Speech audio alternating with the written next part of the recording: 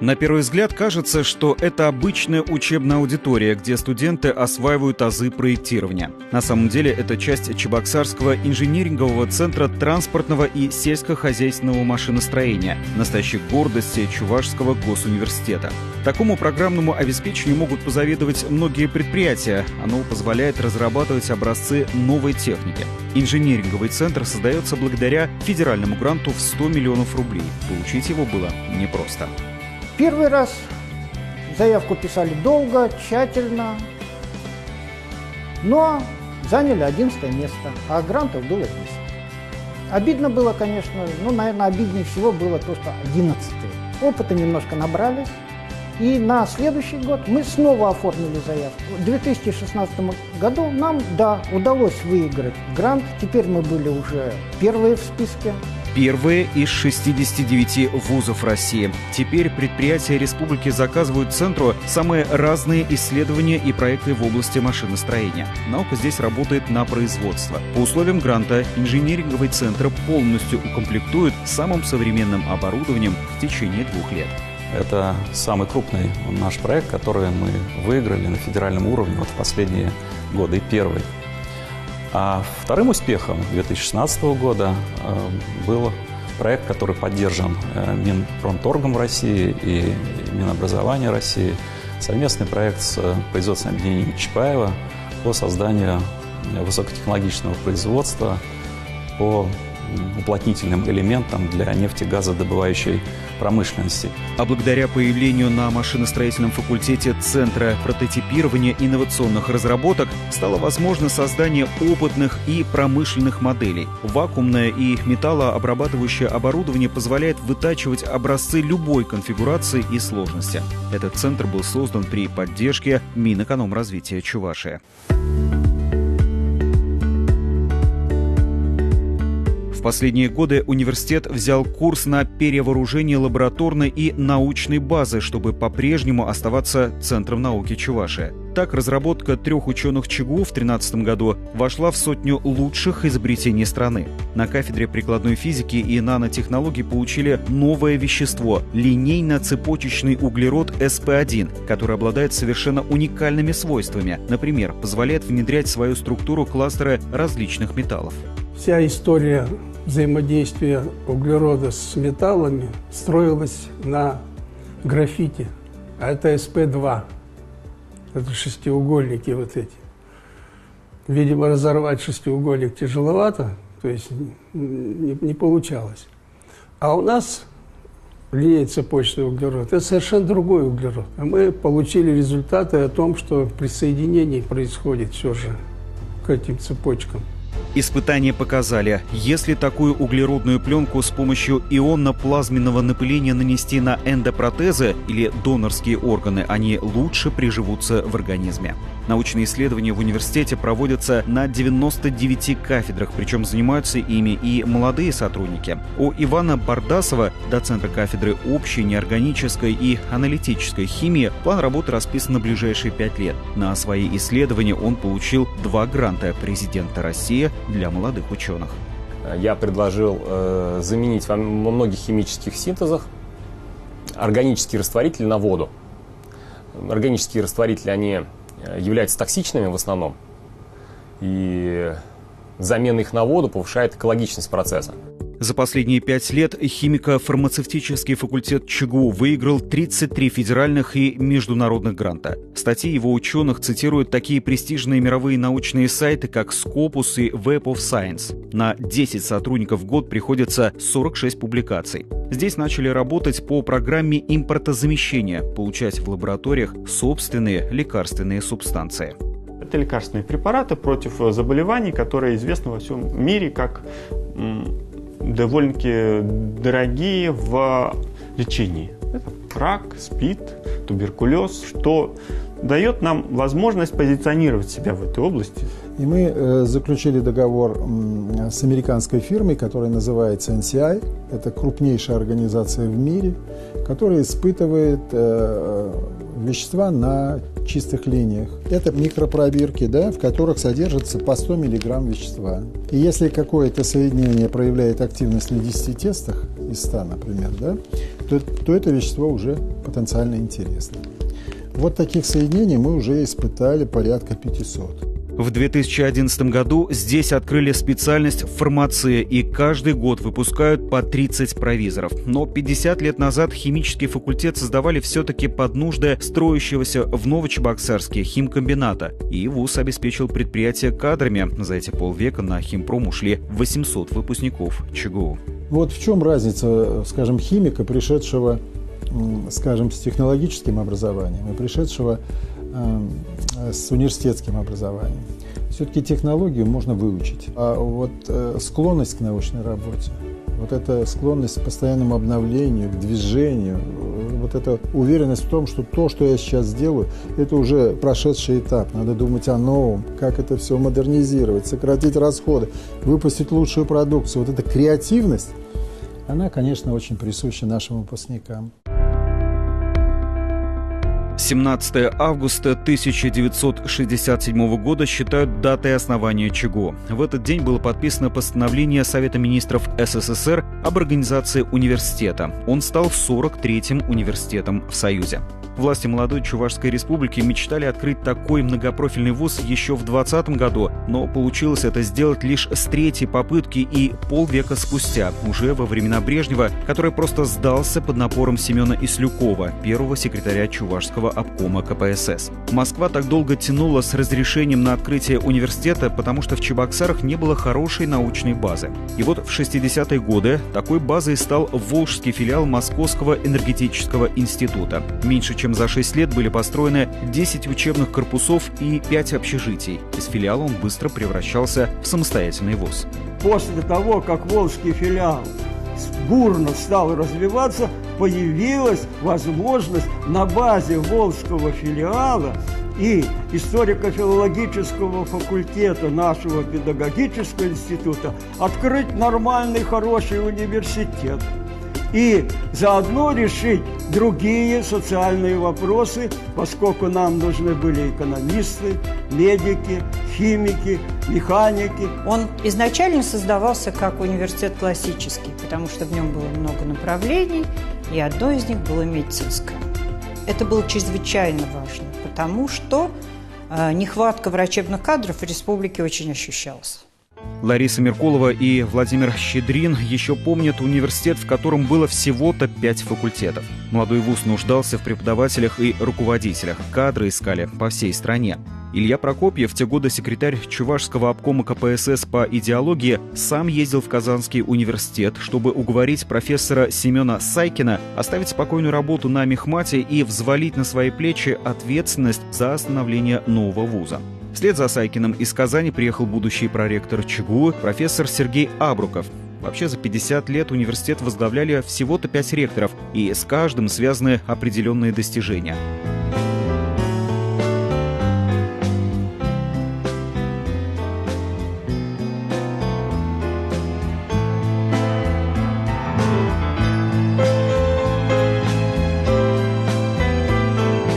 Тогда, в конце 60-х, Семен Федорович лично подбирал всех преподавателей. Многие из них были младше своих студентов. Получать высшее образование в те годы ринулись специалисты, окончившие техникумы и уже работавшие на производстве.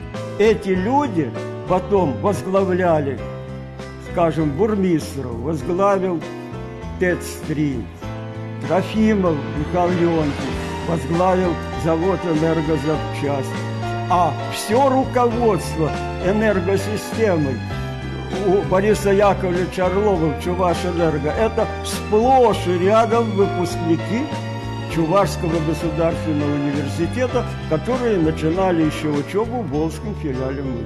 Именно в эти годы строились и начали выпускать, отгружать свою первую продукцию такие гиганты, флагманы промышленности страны, как производственное объединение «Химпром», тракторный завод, Чебоксарская ГЭС. Коллектив Чувашского государственного университета блестяще справился с задачей обеспечения кадрами с высшим образованием вот этих новых отраслей. Промышленное производство в Чувашии по сравнению с довоенным уровнем выросло в 300 раз. Огромный рывок в развитии экономики республики был сделан благодаря университету. К примеру, штаб электрификации Чувашии организовали на старейшей кафедре ЧГУ электроснабжения промышленных предприятий. И все расчеты проходили именно в стенах вуза. Начинавшийся с 5 факультетов, за полвека Чувашский госуниверситет стал самой большой организацией региона. Сейчас на 16 факультетах учатся больше 16 тысяч студентов, работают 1000 преподавателей, 130 из них – доктора наук, 570 – кандидаты. В 90-е годы были открыты филиалы в Алатыре, Канаше и селе Батарево. За 50 лет ЧГУ выпустил почти 110 тысяч специалистов. Чувашский государственный университет – это мощный научно-образовательный центр. Самый лучший на территории Чувашской республики. И среди регионов Приволжского федерального округа тоже достойно выглядит. Это правда. Команда во главе ректора Андрея Юрьевича работает на результат. Эффективность управления, оно налицо. Сегодня вуз является эффективным. Сейчас университет ориентирован прежде всего на запросы работодателей. Среди партнеров, с которыми у вуза подписаны соглашения о сотрудничестве, больше 400 компаний. Укрепление связей с предприятиями началось еще при Петре Сидорове, втором ректоре ЧГУ. Все новые производства обеспечивают инженерными кадрами именно Чувашский университет. 2 года назад Чебоксарский электроаппаратный завод решил наладить выпуск нового вида продукции – автоматических выключателей, и руководитель этого направления сразу же после защиты дипломов взял к себе 12 человек с факультета энергетики и электротехники. На ЧАЗе есть подразделения на 80% укомплектованные выпускниками ЧГУ. Здесь создали ресурсный центр, где работает одна из 4 базовых кафедр университета. Студенты говорят, после обучения и практики на предприятиях меняется отношение к учебному процессу. Очень хорошо то, что и на работе изучаешь по своей специальности все, и на учебе тоже. Дополнительно получаешь информацию, которую тут же применяешь. Для каждого студента практически индивидуально создается программа, назначается наставник из тех специалистов, которые не только обладают знаниями, но еще и могут воспитывать молодое поколение. Когда студент обладает уже какими-то знаниями для самостоятельной или даже не самостоятельной работы, он уже выполняет конкретную работу по конкретным заказам. Таких студентов мы достаточно быстро переводим либо на четверть ставки, либо на полставки. Когда после окончания университета я пришел на предприятие, я был твердо уверен в том, что у меня есть база. У меня есть базовые знания, которые мне помогут в моей работе. Все остальное – это уже, скажем так, нюансы. Не было такого, что я пришел на предприятие, и мне пришлось забыть все, что я изучал. Нет, это мне пригодилось, и пригодилось очень сильно. Павел Воронов, внук Владимира Щедрина, сейчас работает на предприятии «Экро», учится в аспирантуре и преподает на родной кафедре. Говорит, даже мыслей никогда не было поступать в московский вуз. Электротехническая промышленность в Чувашии активно развивается, и Павел знал, что, окончив ЧГУ, без работы он точно не останется. Очень востребованы и выпускники машиностроительного факультета. Многие инженеры, работающие на одном из лучших инновационных предприятий Чувашии, заводе по производству автоцистерн и контейнеров «Сеспель», имеют диплом ЧГУ. Я с первого курса занимаюсь роботами, робототехникой, а на Сеспеле моя задача программировать промышленных роботов «Фанук». Там у нас есть промышленные роботы «Фанук-сварщики» и также покрасочный робот.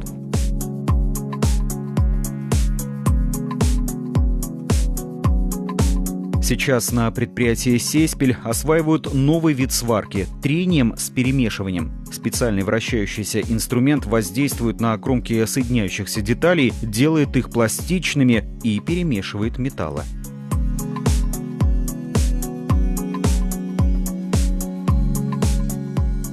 Такой способ позволяет соединять конструкции из разных металлов, например, сваривать медь с алюминием. Экспериментальную лабораторию, где испытывали новое технологическое оборудование, год назад при финансовой поддержке завода «Сеспель» открыли на машиностроительном факультете. А теперь здесь уже принимают заказы на разработку таких установок для других предприятий страны. Директор завода Владимир Бакшаев сам окончил ЧГУ. Сейчас он возглавляет Государственную аттестационную комиссию факультета и приглашает на Сеспель лучших выпускников. Я считаю, на сегодняшний день тот уровень образования, который дает наш университет, он позволяет успешно конкурировать не только в России, но и в мире. Продукция наша по качеству и по цене не уступает лучшим аналогам из Германии. Студентам ЧГУ под руководством преподавателей довелось собирать не только производственные установки, но даже корабли. По гравюре XVIII века они сумели воссоздать линейный 54-пушечный парусник «Полтава», флагман флота Петра I. Это был заказ «Газпрома». На машиностроительном факультете разработали чертежи и сконструировали модель, которую потом отлили из бронзы на чебоксарском предприятии «Электросила» и установили в Петербурге на Воскресенской набережной.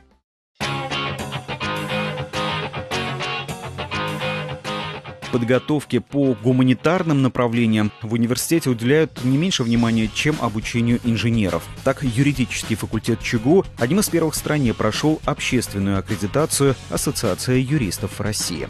Проверка осуществляется очень строго.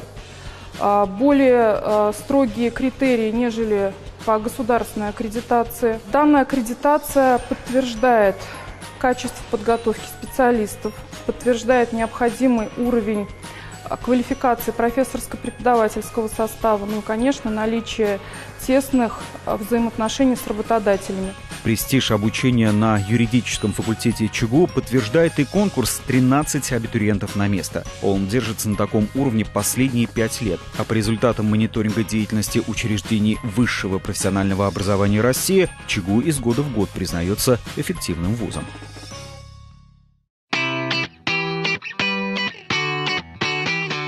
Но студенческая жизнь не состоит из одной лишь учебы. Научные исследования доказали, мозг хорошо работает тогда, когда умственная активность сочетается с физической. Каждый год факультеты соревнуются в эстафете на призы университетской газеты «Ульяновец». В ЧГУ созданы 25 спортивных секций. В 2017 году открыта студия по подготовке к сдаче норм комплекса «Готов к труду и обороне». Среди студентов немало обладателей золотого значка ГТО.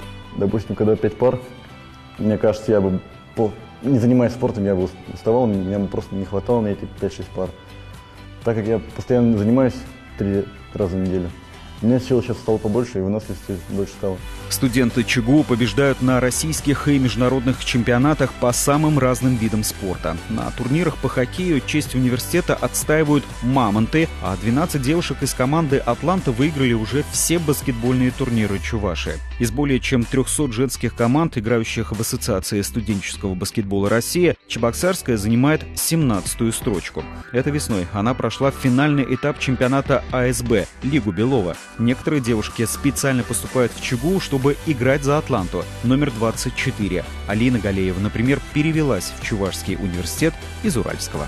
Тут много тренировок, тренировочный процесс намного эффективнее, то есть за вместо 3 тренировок в моей прошлой команде тут предлагается 9 в неделю, то есть это совсем другой уровень, это уже как бы развитие. Занятия физкультурой и спортом – отличная профилактика многих болезней. Но оставаться здоровыми и энергичными студентам помогает еще и санаторий-профилакторий ЧГУ. Каждый год он принимает больше 1000 человек. Кабинеты укомплектованы новым медицинским оборудованием. Молодые люди могут получить здесь физиопроцедуры, пройти курс массажа, сделать ультразвуковое обследование, вылечить зубы.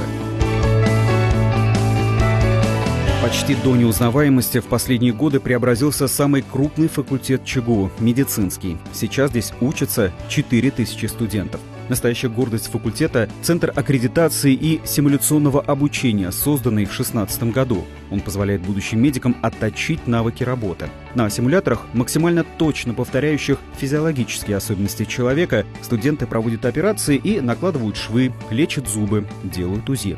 Здесь же выпускники проходят первичную аккредитацию, чтобы получить диплом.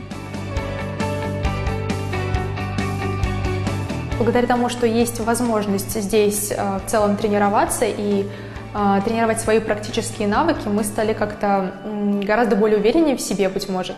Вот уже 49 лет на кафедре анатомии преподает Лариса Меркулова. Так как анатомия – предмет основополагающий, то получается, что все медики, окончившие ЧГУ, в свое время слушали лекции Ларисы Михайловны. А медицинский факультет за полвека выпустил уже 15 тысяч врачей, которым здравоохранение республики обязано своим нынешним уровнем развития. Все-таки согласитесь, медицина Чувашии, она числится в передовых. У нас очень много центров, которые были построены впервые в России. У нас очень много программ государственных запускалось впервые в России. Поэтому я думаю, если бы не было хорошо подготовленных кадров, этого бы всего не происходило. Выпускники медфака вырастают до доцентов и профессоров, главных врачей и министров. Так, сферу здравоохранения Московской области сейчас возглавляет бывший декан медицинского факультета ЧГУ Дмитрий Марков. Его связь с родным вузом не прерывалась почти 20 лет. Сам факультет сформировался из исторической школы Казанского, Ивановского, где-то Санкт-Петербургского, где-то московские профессора приехали. И сочетание нескольких клинических школ в Чувашском госуниверситете дали очень интересную культуру и преподавания, и проведения практического образования. И мы получили, я считаю, достаточно гармоничного студента, а в итоге врача. Очень приятно и в Московской области встречать коллег, которые закончили Чувашский факультет, и они достаточно на сильных позициях и являются хорошими клиницистами.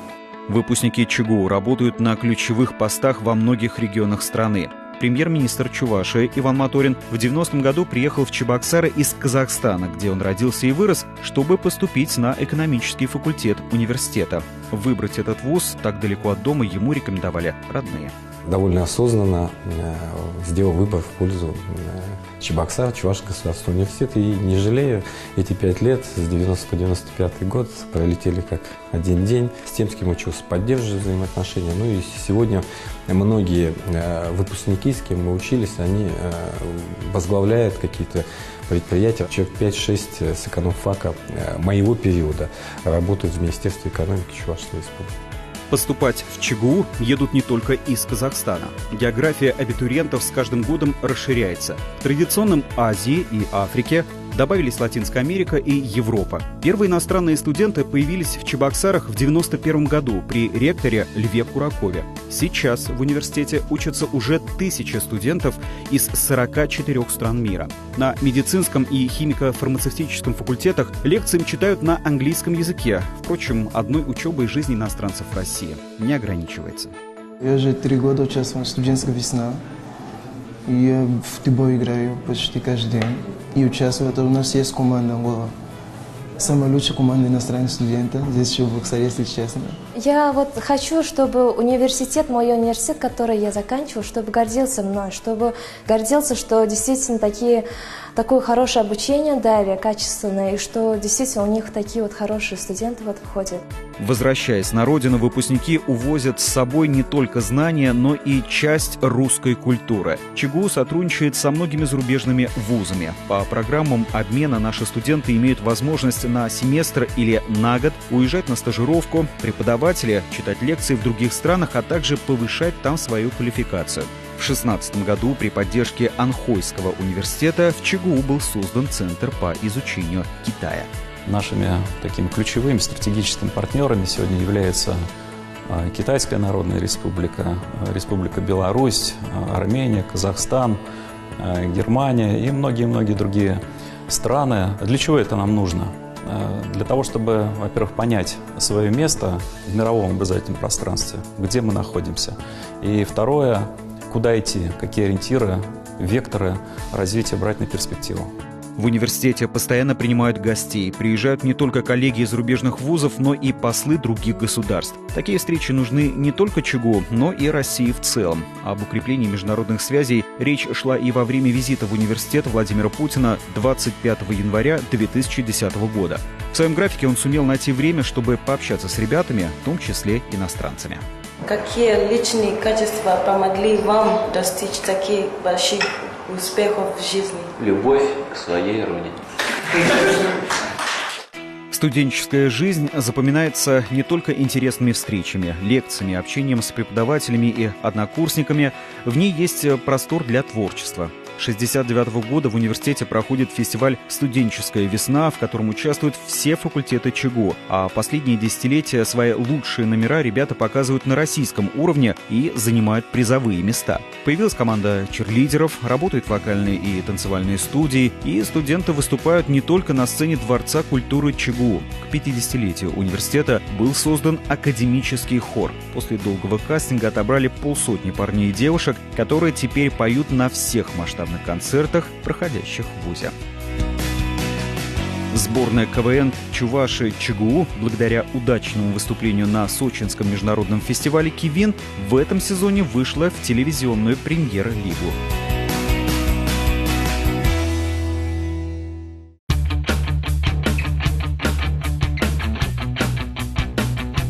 Эта энергия молодости помогает университету развиваться, меняться, ставить новые цели и достигать их, работать, опережая время, потому что будущее республики и страны создается именно здесь.